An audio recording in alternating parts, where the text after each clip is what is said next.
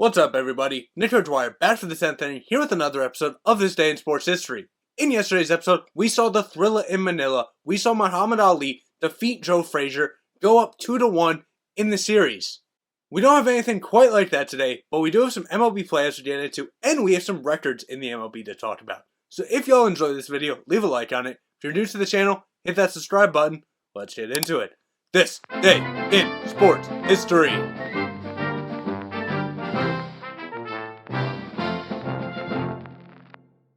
And we will start off today in 1876 at the British Open on the men's side. Bob Martin would win after Scott Davey-Strath would refuse to take part in a playoff after the pair both finished at 176.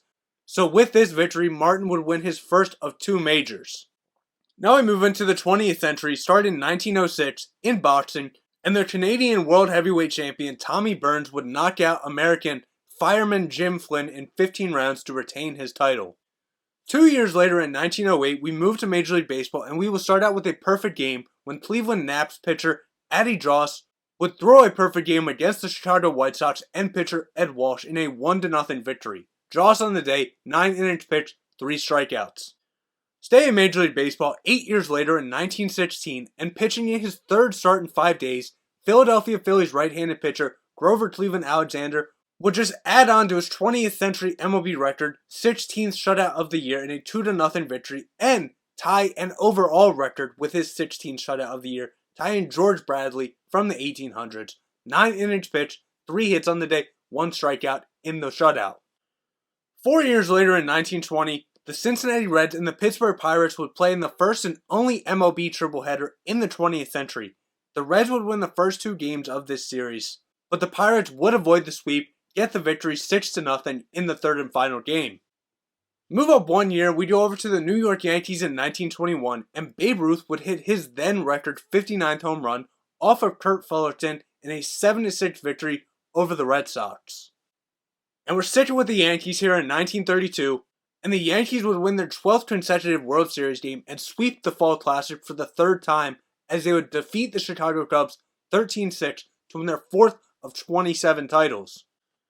We say in 1932, but we go over to American football now, and the Washington Redskins, at the time known as the Boston Braves, would play their franchise debut NFL games, lose 14-0 to the Brooklyn Dodgers.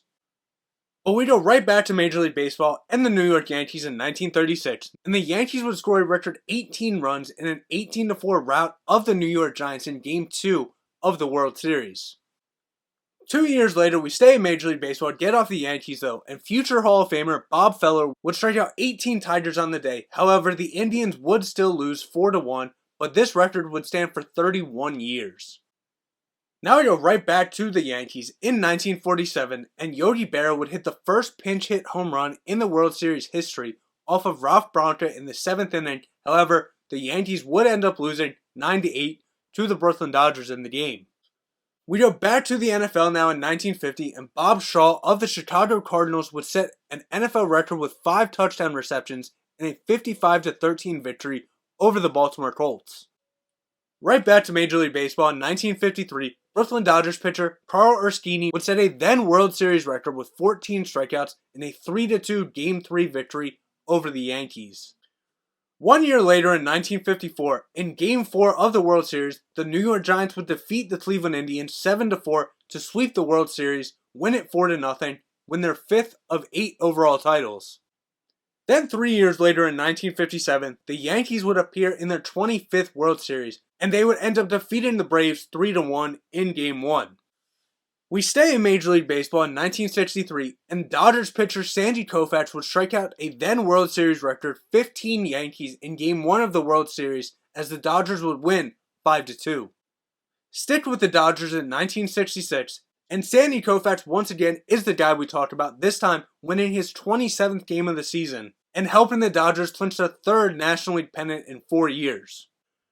2 years later, we have another National League pitcher to talk about in 1968 when St. Louis pitcher Bob Gibson would establish a new Baseball World Series record, striking out 17 batters as the Cardinals defeated Detroit 4-0 in Game 1 on the day, 9 innings pitched, 5 hits allowed, 1 walk, 17 strikeouts.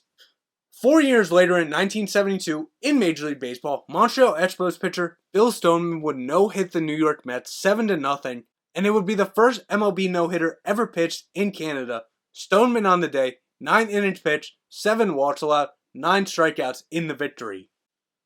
2 years later in 1974, we go back to the United States but stay in baseball. Future Hall of Famer Hank Aaron would hit his final home run as a member of the Atlanta Braves in a 13-0 victory over the Reds. Now we get off baseball for a little bit, go to 1977, and we will start in F1, and Austrian Niki Lauda would finish 4th in the US Grand Prix to clinch his second of 3 F1 World Drivers' Championships. 3 years later in boxing, 38-year-old Muhammad Ali would come out of his 2-year retirement to challenge undefeated World Heavyweight Champion Larry Holmes at Caesar's Palace. It wouldn't go the way Ali wanted though. He was just pounded unmercifully for 10 rounds before his corner threw in the towel. 3 years later in 1983, in the NFL, the Green Bay Packers would erupt for an NFL record 49 points in the first half in a 55-14 victory over the Tampa Bay Buccaneers. Now we go to the Olympics in 1988, and we will start with New Zealand horseman Mark Todd, who would win the individual eventing gold medal for his second consecutive gold in the Olympics.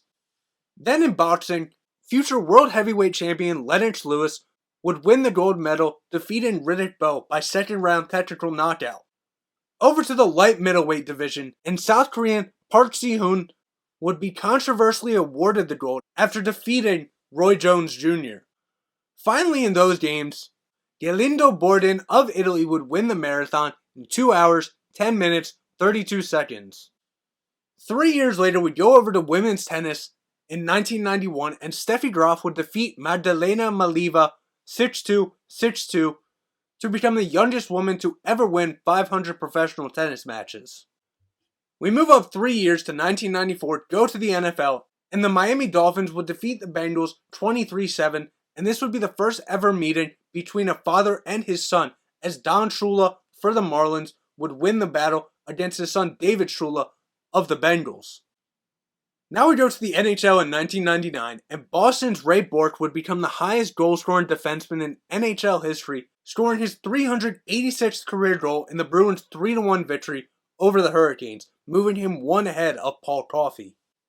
Stay in 1999, move over to college football, and the number 21 ranked University of Alabama football team would defeat the number 3 ranked Florida 40-39 in overtime to snap Florida's 30-game home winning streak. Back to Major League Baseball in 2001, and Cubs right fielder Sammy Sosa would become the first player in MLB history to total 60 home runs in 3 separate seasons after he hit a home run off of Lance Davis to reach the milestone in a 5-4 loss for the Cubs. In 2005, the NFL would play their first regular season game outside of the United States when the Arizona Cardinals would defeat the San Francisco 49ers 31-14 in Mexico City, Mexico.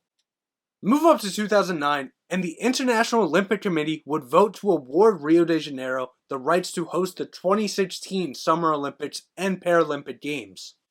And we will end today's video off in 2016. We'll start in golf.